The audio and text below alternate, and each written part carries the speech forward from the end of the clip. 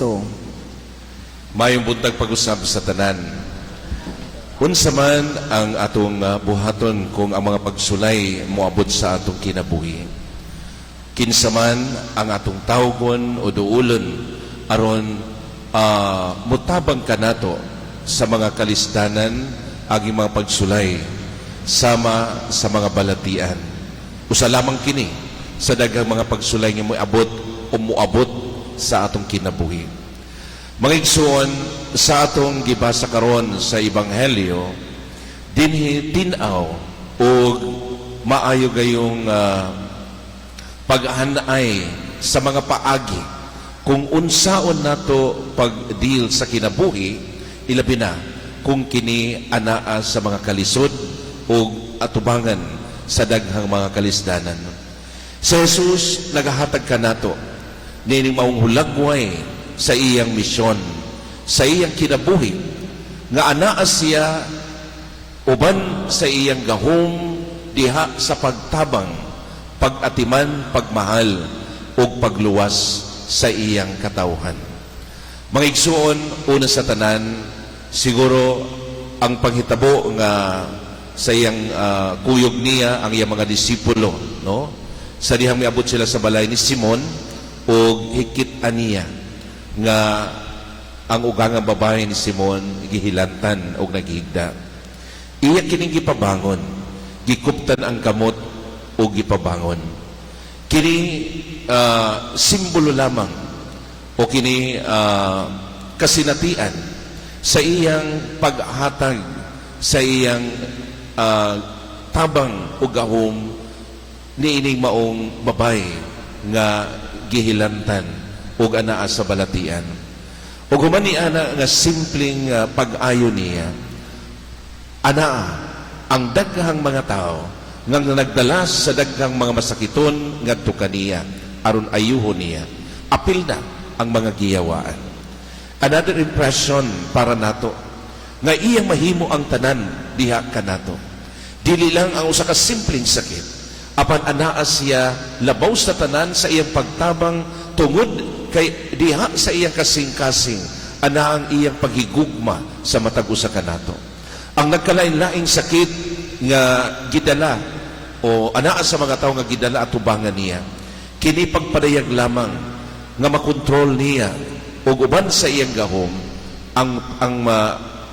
ang sitwasyon sa matag usa kanato. Naa ang iyang gahom sa pagtabang o sa pagluwas kanato sa tanan nga atong giatubang nga mga kalisdanan sa kinabuhi. Bisan ang daotang espiritu iya kining pahawaon diha sa tao nga giyawaan. Ikatulo mga igsoon, iyang gipakita kanato kung unsa gayon ang makahatag kanato og kusog, no? Ilabi na sa atong normal nga kinabuhi. Unsa man ang iyang gihimo, Diyos siya. Apanangita siyang panahon nga siya makakommunicate ngadto sa iyang amahan o kana pinaagi sa pag-ampo. Dili ba kita usab giawhag sa maong kinaiya, sa maong kalihukan, sa paghimo niini diha sa atong kinabuhi. Kay lagi, dili simple ang kinabuhi nga atong salmutan sa matag adlaw. Nanginahanglan kita og panabang. Nanginahanglan kita nga mudangop ngadto sa Dios aron mohatag kanatong kalig-on, ilabi na sa mga panahon nga atong himuon ang misyon, sa mga panahon nga kita mo atubang sa daghang mga pagsulay sa kinabuhi. Mga igsoon, sa katapusan si Kristo usab nagpadayan nga ang iyang tinguha dili lamang ang pagtabang sa mga pipila, apan ang iyang tinguha ang pagtabang sa tanan, ang paghatag o kaluwasan, pagpadayag sa iyang gugma sa tanan.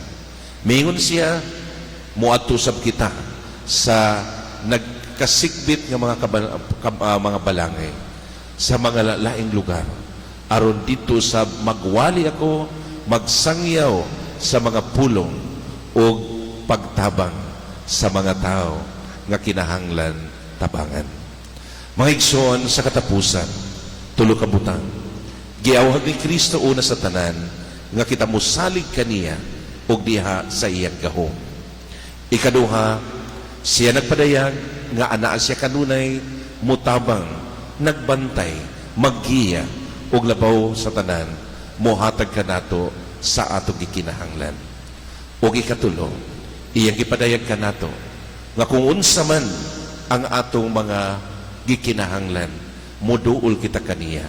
Ato kining himuon pinaagi sa pag-ampo ug mao kini ang atong pagpadayag nga kita usab andam nga mohatag sa atong kaugalingon ngadto kaniya. Amen.